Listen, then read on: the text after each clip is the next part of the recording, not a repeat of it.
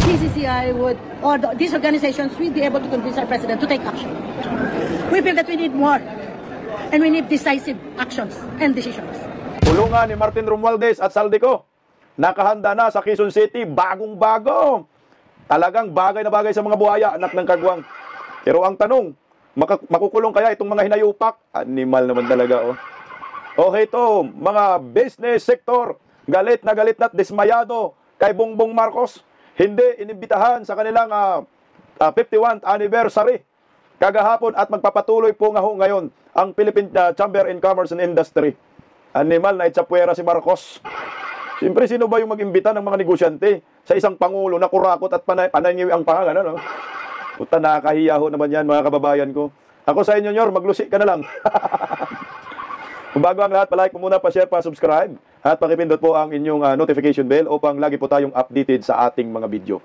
At maraming salamat po sa mga tumulong sa SMNI Foundation, magbibigay ng suporta sa relief operation na tuloy-tuloy po hanggang ngayon. Sa mga gusto pong humabol at tumulong, ayan po ang kanilang mga numero para sa inyong kaunting tulong. Maraming salamat po sa inyo.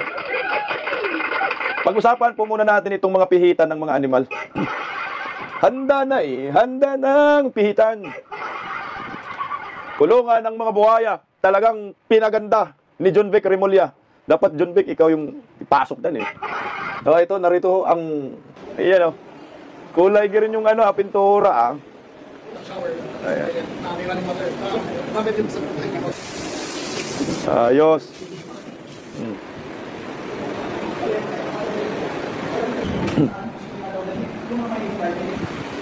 Ayan na ho, handa na para sa mga buhaya. Okay. Oy, ayos, pinagandaan talaga oh. Oy, meron pa silang refilling station ng mga buhaya, anak ng Kwanggol. Ayos ng buhay nila dyan, kompleto Ricados. Gusto kong makita dyan makulong si Martin Romualdez at si Saldico. Si Bongbong Marcos, di pa yan makulong kasi nga may immunity. Oh. 2028. Pero ito, pakinggan po natin ang mga karagdagang detalye patungkol po dyan. Nakahanda na ang bago at modernong pitan ng Quezon City ang mga posibleng makukulong na mga individual na sangkot sa maanumalyang flood control project. Pero di tulad ng mga ordinaryong kulungan, maluwag at magandang pasilidad at malapit din sa Sandigan Bayan kung saan didinggin ang mga kasong kaugnay ang katiwalianan. At kung ang kalihim naman ng DILG ang tatanungin, posibleng nasa 200 mga individual ang pwedeng ipakulong ng Sandigan Bayan sa mga susunod na buwan. Kunin natin ang live report ni Mark Gabriel. Mark, paano narating ni Secretary ang numerong 200 na pwede ikulong doon? Alex, base daw yan doon sa mga narinig niya doon sa tinatakbo ng investigasyon noon ng Blue Ribbon Committee nitong Senado. At sa kanyang opinyon, posibleng umabot nga sa 200 na mga individual ang posibleng ipakulong daw nitong Sandigan Bayan sa mga susunod na buwan. Kaya 200, puro mga district engineer. Nasaan yung mga kongresista, anak ng kagwang? Kulong yung Saldico dyan. Naman bilang paghahanda, ininspeksyon nila kanina itong bagong pasilidad ng Quezon City Jail na posible raw na ikonsidera ng Sandigan Bayan na pagdalhan dito nga sa mga dawit sa maanumalyang flood control projects.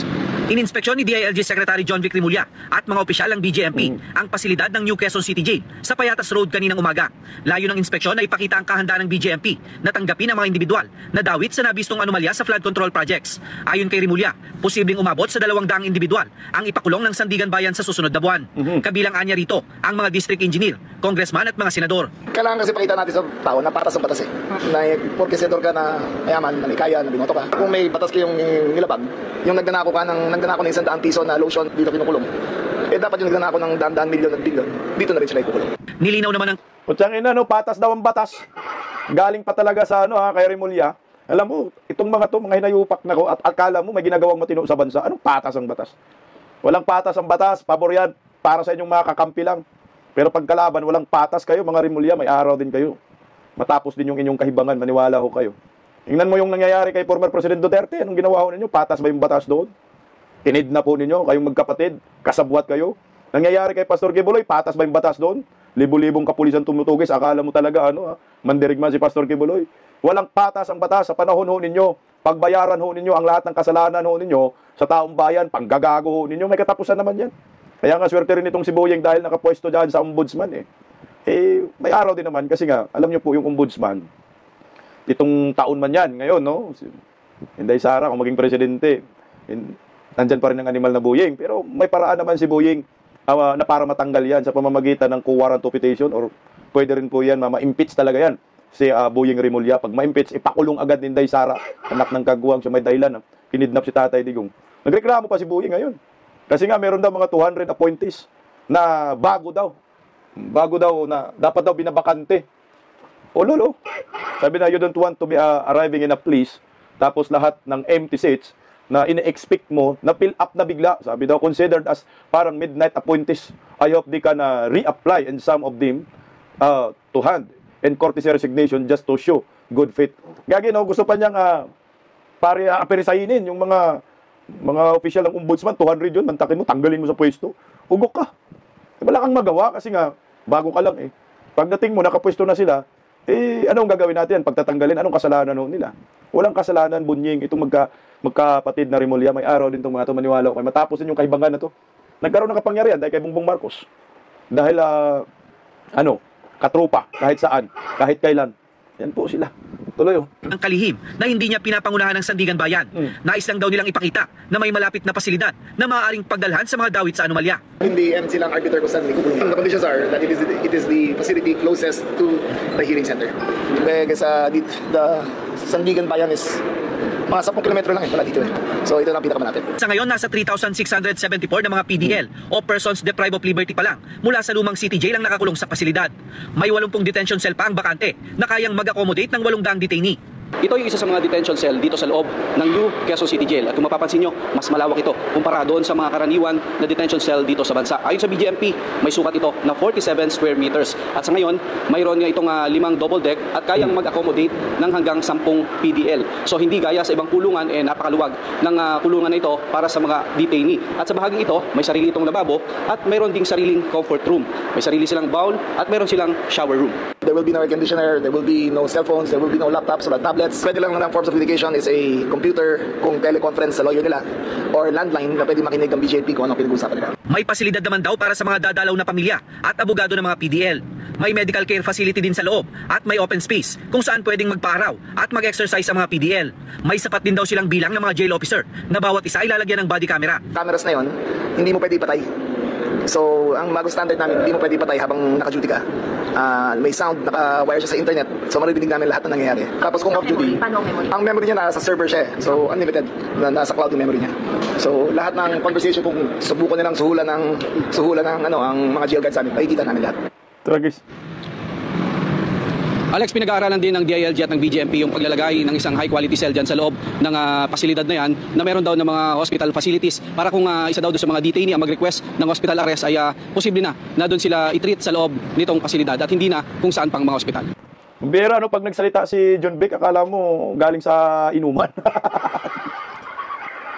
Akala mo galing nag-pulburon. Anak ng kamuti, Parang sabog din eh. Alam niyo po yung pihita na yan. Gusto kong makita, makulong dyan. Alam niyo po kung sino. Number 1 dyan, si Rimulya.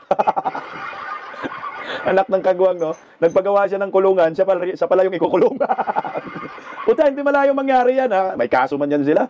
Kaso nga lang, animal na kaso, nasa ombudsman. Yung ombudsman din, si Rimulya, anak ng kamote, oh. Wala na, niloko tayo, harap-harapan dito ni Bongbong Marcos, eh. Ginagago tayo, yan ang malinaw dyan. Kaya anyway, tignan natin kasi pag naging presidente, si Vice President Inday Sara Duterte, sure na sure talaga sila dyan. Silang malagay dyan. Pero kung ako, hindi ho ako, kung ako presidente kay Inday Sara, gawa ka ng kulungan dahil kina Bongbong Marcos. Ayan, mga Rimulya Brothers. Kasama na rin si Abalos, Animal Kang Abalos, Tory, doon sa isla ng Tawi-Tawi. Kung saan malayo sa Kabiasnan, yung boundary ng Malaysia. Ayan, doon mo ilagay dahil. Tapos, buhayan mo ng maraming buhaya sa gilid. parang ano ba yung sikat na sa Korea, sa Netflix, yung matibay. Kung sino makasurvive, yan ang buhay. Lagyan ng 24 hours na CCTV camera, live sa buong Pilipinas, mapanood pa. Nakikita mo kung anong buhay ng mga kurakot, anak ng kagwang. Pero ang tanong, paano ba makulong itong si Martin Romualdez at Saldico? Sa dami-dami nilang mga diversionary tactics ginagawa ko ngayon. Yan ang malaking question dyan eh. Harap-harapan ng akong taong bayan, niluloko. Kakampi na nila lahat eh. Dinadrama tayo, no? Kasi kagaya ho nito, galit na galit si itong si Toby Chanko. Na bakit daw ay itong si animal na si award na saldi ko, ay nag-aabogado ang gobyerno. Tingnan natin. Ang medyo hindi ko matanggap. Bakit sila nag-abogado para kay Saldico? Oo. Cancelahin nila yung passport. Kaya naman ni Saldico kumuha ng abogado. Yung abogado niya mag-question na hindi dapat cancela. Hindi ba? Pero baligtad, hindi sila dapat ang nagsasabi na hindi na pwedeng cancelahin. Kung magtatagal na magtatagal yan, magdududa na rin ako. Di ba? Mabubuo yung So ngayon wala pa kayong duda ko? Hindi, may duda ako. Ay, sino ko ba yung kinadududahan May natin? duda ako kasi Ayan. sino ba pwede niya ituro, di ba? Ang pwede niyang ituro, wala naman iba kung hindi si former Speaker Martin Romualdez. Di ba? Yun naman ang pwede niya ituro. So hindi ko alam kung bakit, kahit si Speaker Martin Romualdez, former Speaker, bakit hindi siya gumagawa ng paraan para pauwiin si Saldico? Ako, bawas din yung bilib ko dito kay Toby Chanco. Alam ko naman, Marcos supporter po ito eh. Lagi ka na lang, Saldico, lagi ka na lang Martin Romualdez. Ba't hindi mo mabanggit-banggit si Bongbong Marcos? No. Bakit mo sinabi pa rin si Martin Romualdez, di ba? Nandun yung presidente, tinanggalan si Martin Romualdez, di ba? Noon siguro, nung Speaker of the House, kontrolado ni Martin. Pero ewan ko lang kaya ngayon kasi hindi naman siya Speaker, kontrolado pa ba? Pero sabi nila, kontrolado. Pero siguro dapat, isama mo naman si Bongbong, anak ng kagwang. Si Bongbong Marcos yan, may kasalanan.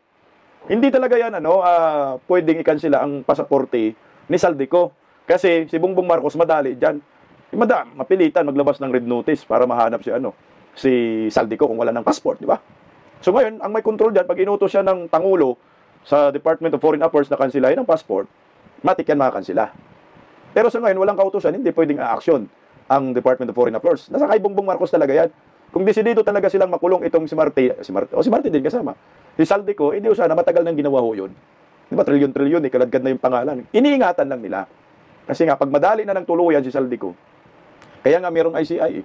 Kasi yan yung nagkokontrol ng investigasyon, delaying tactics. Papabuti nila ng ilang taon hanggang sa makalimutan ng taong bayan. Ang tawag dyan, Toby Chanco, command responsibility. May command responsibility si Bongbong, hindi niya masabi-sabi, di ba? Kasi nga tao siya ni Bongbong Marcos.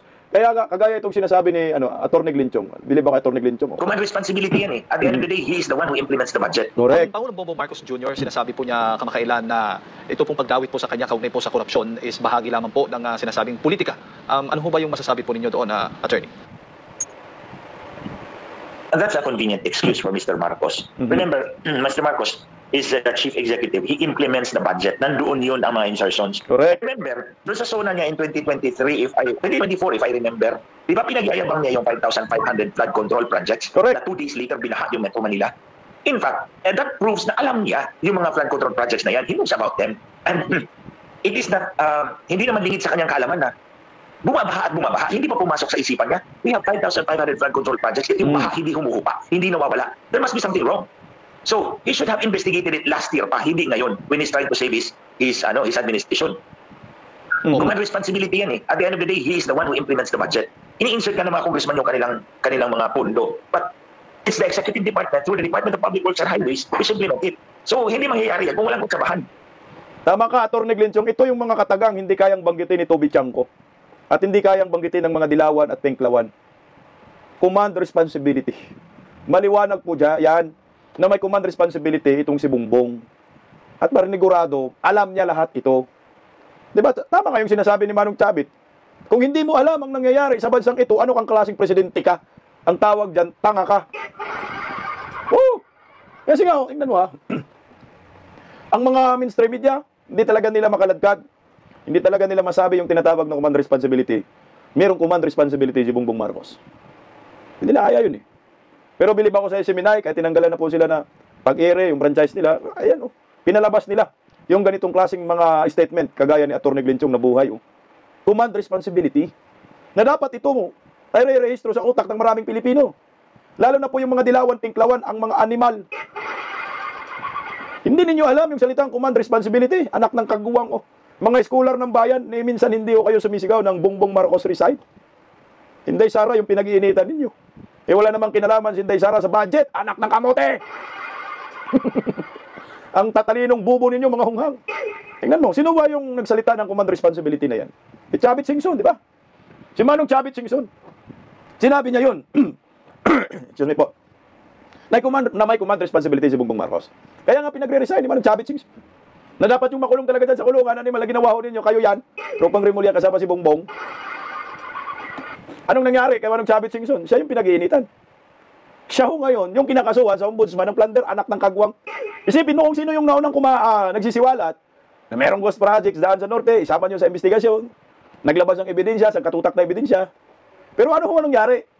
Siya tuloy yung kinasuhan ng plunder diyan sa ombudsman, anak ng kagwang. Talagang binibira ni Marcos ang kanyang mga mga nagkikriticize sa kanya. Mga kalaban. Puta, palaban rin to si Manong Chavit. Alam mo, babagsak si Bongbong. Sa totoo lang. Pag ganito yung direksyon niya, nanggigipit, mga negosyante pa. Lalo na ngayon, pumapalag ang mga negosyante sa kanya. Talagang galit na galit to itong mga business sector. Dismayado. Pero bago natin pag-usapan yung mga business sector, pag-usapan natin saglit itong kay Manong Chavit. Kasi nga, napaka-obvious yung ginawa nila kay Chavit Singson. Kasi maingay na si Chavit kasi sobrang ingay na. Ang panawagan ni Manong Chavit, revolutionary government. Ang panawagan ni Manong Chavit, mga kabataan lalabas, rally ng rally. Revolution, di ba? Marcos resign. Yan mga panawagan ni Manong Chavit, naghihikayat eh. Pero hindi siya kinasuhan ng inciting to sedition. Ang kinaso, plunder, anak ng kagwang. Plunder kasi merong hawak nila yung ombudsman.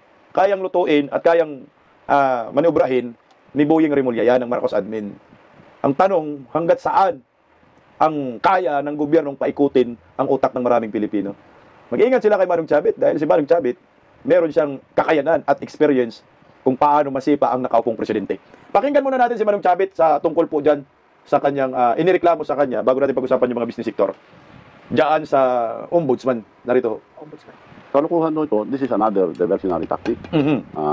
And part ng mga takdog. Dahil doon nag-file, matagal lang tigaron sa amin na first cousin yung mayor na tinalo ko. Attorney Tilly Cordero is an extortionist.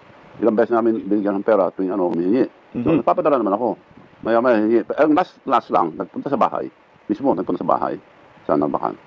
So, magre-retire na ako. Pwede mo bilhin yung hotel resort ko. 20 million lang, mura lang, sabi niya. Mura naman yan. Sige nga, para matapos lang ako. Pupunta ako sa bahay niya, tinignan ko, nasaan yung resort hotel niyo? Ito, ang tinuro niya, maliit na bahay, 2 kwarto lang na maliliit. Pagpasok ko sa kwarto, kama na. Ang liit. Paano ko naman bibili ng 20 million? So, hindi ko binili. Nag-aalit na naman yan. Madalas ganyan, pagka kailangan ng pera, buwabanat. Humingi naman, binibigyan ko naman. Nasa rin eh. Kaya pinademanda ko na ng extortion. Yung mga gagawa niya, dahil marami ng beses na nangihingi ng pera, tinatanggap niya lahat. Ito sir na extortion. So ibig sabihin, nagdemanda ng extortion, si Manong Chavit yung nagdemanda sa kanya ng plunder dyan sa ombudsman. So yung extortion, malamang sa ombudsman din, dinidemanda ni Manong Chavit. Tingnan na, mas may nauna pang kaso pala yung inayupak. Tuloy Manong Chavit. In case ay ipa-file nyo pa lang or meron na po kayo final dati?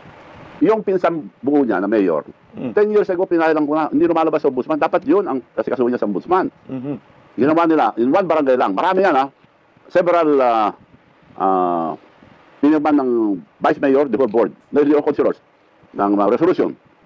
Isang sample, 9 million binigay nila sa isang barangay, Solbec, for the benefit of 65,000 farmers of Solbec.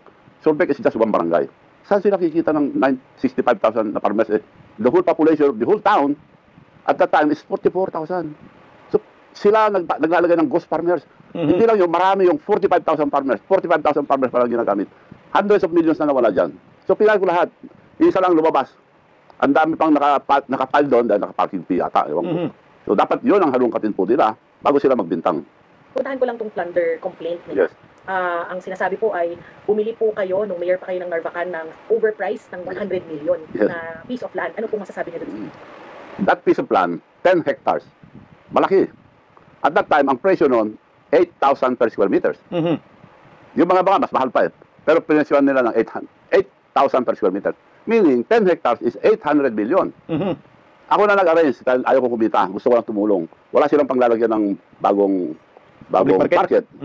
So, hindi ko nalilipat sa pangalan ko dahil hindi pwede. Dahil mayor ako, ibebenta ko sarili ko. Hindi. In-arrange ko lang. Huwag naman ganyan. Ganito na lang ako. Instead na kumita ko, binigay ko lang ng 1.2. 1,200? Pinalugi na ako ng 680 million. Lugi. So parang sabi niyo po sir, nag-abono pa. Parang gano'n. Lugi. Instead na, may bumibili sa akin noon ng 500 eh. 5,000 per square. Di 500 million. Binigay ko lang sa munisipyo ng 1.2. Ako pa nalugi, ako pa kinukomplain. Pero ang sabi nila, sir, Teka lang, para malinaw. Kasi ang inisyo kay Manong Chavit, bumili daw ng lupa nung mayor pa siya, ng overpriced, yung presyo. Yung lupa na binili ay, correct me if I am wrong, lupa ni Manong Chavit, no? So ngayon, hindi man nakapangalan kay Manong Chavit daw yung I think lupa, no? Kasi magkaroon ng conflict of interest. Correct me if I am wrong, yun ang pagkakaintindi ko. Na parang imbis ang may bumili daw sa kanya na 5,000 per square meter doon sa lupa na yon, ibinigay na lang niya ng 1,200 per square meter yung lupa. Kumbaga, ang lumabas, bininta niyang palugi. So, parang charity yung labas. So, mag-charity na lang ako para may mapaglagyan ng public market na maayos ang ating lungsod. So, kung tiningnan mo, nag-donate siya. Nag-donate siya ng lupa para sa syudad niya. Sa syudad niya. Anong masama doon? Untakin mo ha. Nag-donate ka na nga. Kinasuhan ka pa, nalugi ka na, kinasuhan ka pa. Dapat sa kay Manong Chavit Bayani yan, animal naman talaga. Nga tuloy, 39 million lang dapat yung... Saan ka nakakita ng 10 hectares na 45 million? Kalukuhan yun, kaya doon ko pa sila dyan. At that time, nakarecord po ang 8,000. Ngayon, 20,000 na per square. Hindi lang 8,000 aabutin yan, mas malaki pa. So, kita ang munisipyo dyan, hindi na hindi kumita. Kaya, mali yung, ako nga dapat bigyan ng medalya, ako ba dadamanda? Correct. Lugi ako. Sino nagpapalugi po ng ganyan? 8,000 ang presyo, binigay ko ng 1.2. Who is willing? 680 million lugi kagad. Ako lang po, sa buong Pilipinas siguro, nagpalugi ng ganyan. Pwede ko kitain kung kurap ako. Sila ang kurap dahil ang dami ng nawala na pera sa labakan, yung pinsang buo niya. Pending pa sa ombudsman. Dapat bago na ako imbestigahan ito, ilabas nila yung mga pending case ni Edgardo Zaragoza. Parang nag-donate si Manong Chavit ng lupa, no? Pero may halaga na laser. Imbis na 5,000 per square meter daw, pero 8,000 daw yun noon. Nagiging 1,000 na lang. So nag-donate nga. Yun ang malinaw dyan. Pero kinasuhan pa siya. Tuloy lang natin konti si Manong Chavit. Ang dami po. Ang liwanag. 45,000 farmers. Ilang million? 80 million. Umbigay sila. Puro ghost. 44,000. It was certified by the government. Ang farmers na nabakan at that time, 6,000 lang. 45,000 farmers. Ilang beses. Ulit-ulit. 65,000 farmers. Ang liwanag. Bakit hindi nila balikan yun?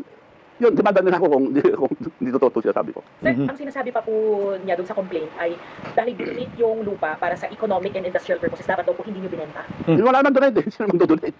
Wala mag-donate. Yung lupa daw na 10 hectares, sir, dapat daw pang LGU use yun for commercial... No. It was owned by a textile company before. Nakalimutan ko lang. Hindi tigaro nakabili nun, diba? So hindi siya, sir, parang kumbaga... binili ko na, ninegosyo ko sana. Pero kung para sa munisipyo na, hindi ko na negosyo. Binigay ko at a losing price, 1.2. So parang nakabili si Manong Chavit ng 10 hectares na lupa na yon. So ngayon nga, ang Narbacan ay kailangan ng public market. So ang ginawa ni Manong Chavit, bininta niya sa munisipyo. No? Ano ba yung Narbacan? Ano ba yan? Syudad ba yan? Sorry, hindi po ko pamilyar dyan sa norte. Sa south lang ako. Siguro bininta. Kasi kailangan natin ng public market. Meron akong 10 hectares doon na lupain. So para meron mapaglagyan, ito nabili ko. So ngayon, ibigay ko na lang ng mas mura. Para at least paano may magamit. Kasi wala naman daw mahanap na ng public market. So nag-initiative lang si Manong Chavit. Ewan ko kung may problema, pero hindi naman daw yata. Nakapangalan kay Manong Chavit yung lupa niyang nabili. Hindi na daw siya nakikialam doon. At ibinigay na lang sa munisipyo. Tuloy Manong Chavit. Ang tinatanong po nila ay bakit po binenta in the first place? Bakit po ba natin binenta yung lupa nila? Wala kami panglalagyan ng market. Kaya nga. And that's the only buo na 10 hectares along the highway na malapit sa bayan. Maganda po yun, lupa. Napakaganda. Sir, punta ako sa Sulbec, yung sa Santorini. Yes. Kasama dito. Lupa ni Manong Chavit yun ha. Tandaan natin. Parang donate yung resulta. Dinonate sa Narbacan. Hindi po sa pinay nila yung graft charges po. Hindi daw dapat, wala daw sapat na permits, pati environmental clearance. Ano po? Ito po, mabuti na banggit nyo. Binili ko noon dahil lahat pinagbebenta yung mga tourism na ginawa nila President Marcos na wala namang kwenta. At that time, ang 300 square meters, 3,700 square meters. Wala pang kalahati hektarya. 307. Okay, stop na tayo. Doon lang tayo sa plunder. Pinag-uusapan natin. At least medyo malinaw-linaw na sa atin ang kunti kung bakit nagkaganito. Ito ay political motivated diversionary tactics. Kaya hindi ko ginilagay sa thumbnail para hindi matabunan yung totoong issue. Ang totoong issue ngayon ay flood control. Ang totoong issue ay corruption under Marcos admin. At ang totoong issue ay dapat managot si Bongbong Marcos, Martin Romualdez at Saldico at iba pang mga politikong mga buhaya sa gobyerno na naglilima sa kaban ng bayan. Kaso nga lang, kung mayroong lumalaban sa kanila, kagaya ni Manong Chavit, ay ginagawa ng kaso. O ito na yon. Pero ako hindi ako nag-ano dyan. Wala tayong iisipin kay Manong Chavit dahil putang na pira lang pinag-usapan nandyan lahat. Kaya kumuha si Manong Chavit ng abogado na napakagaling. Malas mo, Bongbong, kasi ito, nasasaktan na si Chavit Singson. Negosyante din yan si Manong Chavit Singson. Malamang sa malamang may mga kapit din si Manong Chavit Singson na mga malalaking negosyante sa ating bansa. Yari dito si Bongbong Marcos. Galit na ang mga business sector. May panawagan ho sila kay Bongbong. Kaya pala hindi ho ito imbitado sa nangyayaring 51 years anniversary ng Filipina Chamber Commerce and Industry. Narito po, pakinggan po natin mga kababayan ko, patay kayo dito, anak ng kagwang. Pakinggan natin mga kabistak ang balitang ito muna. Huwag mo na yan, uli natin yan. Ito. Nanawagan ng mahigit 30 business group sa Pangulo na agad tugunan ang katiwalian kaugnay ng mga proyekto kontra baha. Isa sa kanila ang nakukulangan sa mga hakbang at kapangyarihan ng Independent Commission on Infrastructure para mapanagot ang mga sangkot. Nakatutok si Marisol Abdurrahman. Prosecute those who are really involved into this corruption, whatever position they're holding in the government. Isa lang ang Philippine Chamber of Commerce and Industry o PCCI sa 34 na business group na nanawagan kay Pangulong Bongbong Marcos na agad tugunan ang mga katiwalian sa mga proyekto kontra baha. Pagbigyan ng mga business group, nag-ambag sila ng buwis na kaban ng bayan, pero trilyong pisuan nila ang nasayang lang sa mga ghost, substandard at overpriced na mga proyekto. Dagdag pa ng PCCI. We need more, and we need decisive actions and decisions. We don't want cover-ups. At pagkaman kinikilala nila ang pagbubulgar ng Pangulo sa katiwalian, nakukulangan ang mga grupo. The way it is being investigated and being handled is not yet enough to prosecute. We want really those responsible to be punished and to be identified. Hindi na raw bagong issue ng korupsyon sa bansa ayon sa PCCI, pero hindi raw nila sukat akalain na ganito na ito katindi ngayon. We didn't know that a lot of people are involved. We don't even know the others, but it was really very surprising to us that the corruption just for flood control alone is this magnitude. Kabilang sa pinuna ng PCCI ang kawalan ng pangilang Independent Commission for Infrastructure o ICI na pwersahin ang pagpapatawag ng mga iniimbestigahan. Give a legal authority to ICI to really prosecute or to really find those that are really guilty. Bukas naman ang palasyo sa mga mungkahi kung ikakaayos ng investigasyon. Mas maganda po talaga na magkaroon ng mas ngipin, pangil ang ICI. Pero sa ngayon po nakikita naman po natin na maganda ang itinatakbo ng ICI. Pag nagpatawag po sila naman po ay tumutugon. Sabi ng ICI, malaking bagay sana na meron silang contempt powers, pero meron namang remedyo. We can always go to the courts and find indirect contempt, but another process po yan. Gumawa ng batas to strengthen further the ICI. Buti nakita ito ng napansin ito ng mga business sector. Itong ginawa ni Bongbong Marcos. Tangina na, wala nang sakawala dito si Bongbong. Pag ang mga negosyante papalag na sa nakaupong presidente, panigurado may mapaglalagyan yung presidenteng iyan. Pag ang mga negosyante umaaray na, tandaan ho ninyo, yung ekonomiya natin nakasalalay sa mga negosyante. Pag yang mga yan maghurumentado, kaya yan magfinance ng maraming mga tao. Pati mga tauhan nila, palabasin nila at dun sa kalsada, mag-iingay kayo. Kasi iba na ang takbo ng utak ng Pangulo. Kayo dyan. Mabuti, napansin ng mga negosyante itong kawalang hiyaan ni Bongbong Marcos, lalo na dyan sa ICI. Pero pakinggan muna natin konti yung statement ni nung babae. Actually, marami ho sila Marami po silang mga grupo dito. Si 34, mantakin mo, Philippine Chamber of Commerce. Ang dami yan mga business group. Pakinggan lang muna ulit natin si Madam para maliwanag. All 37 organizations co-signed that statement. It was just released today. And more... 37 organizations ang nag-file sa kanila, parang petition yun Petition, hanapin natin yung mga pangalan na yun. Petition po yun ng mga negosyante, panawagan laban kay Bongbong Marcos. Patuloy lang natin ng konti si Ma'am. 37 Yeah, today. This is just today. And more media outlets are expected to release it until tonight and tomorrow. This is actually calling on the attention of our president to really address our concern as far as the corruption that were unearthed, that were discovered is concerned. Because we feel that the people, we want to make sure that before an aggressive action would take place, PCCI would, or these organizations will be able to convince our president to take action, decisive action, to address this corruption problem. Decisive action ang kailangan. Patay kang iwi ka. Talayo. Kailangan pa ba kayo sa action na ginagawa ng gobyerno ngayon under this administration? We feel that we need more, and we need decisive actions and decisions. We don't want cover-ups. We don't want railroading. We don't want cover-ups. We need a decisive. Kumbaga kailangan, decision ka. Hindi na natin kailangan ng cover-up.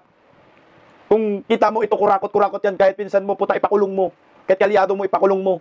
Huwag mo nang guluhin ang tao. Puta na. Alam niyo po kasi, tayo, alam na natin ang mga mastermind kung sino. Ang kaso nga ng nilalaro ni Bongbong Marcos. Ito tuloy We want really those responsible to be punished and to be identified. And the only person that can really do that by appointing those that are really into it and in addressing it is our president. That's why we're calling the attention of our president to be decisive and to really give power to the ICI in addressing this and identifying those that are guilty. Anak ng kagwang na ICI pa. Pucha guys, no?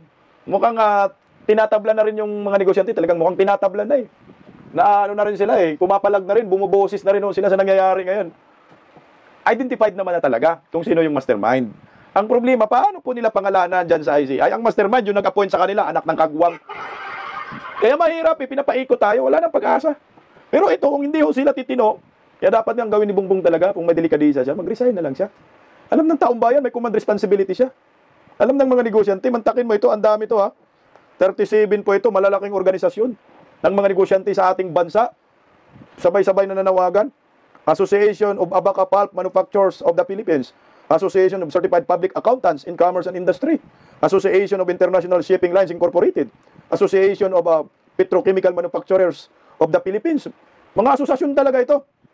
Capital Markets Development Foundation Incorporated, Employers Confederation of the Philippines, Federation of Philippine Chinese Chambers of Commerce and Industry, Federation of Philippine Industries, Financial Institution Executive of the Philippines, Fintech Alliance PH, Fintech Philippine Association, Good Governance Advocates of the Philippines, International Chamber of Commerce in Philippines, Institute of Corporate Directors, IT Business Process Association of the Philippines. Puta, ang dami. Makati Business Blood. Makati Business Blood.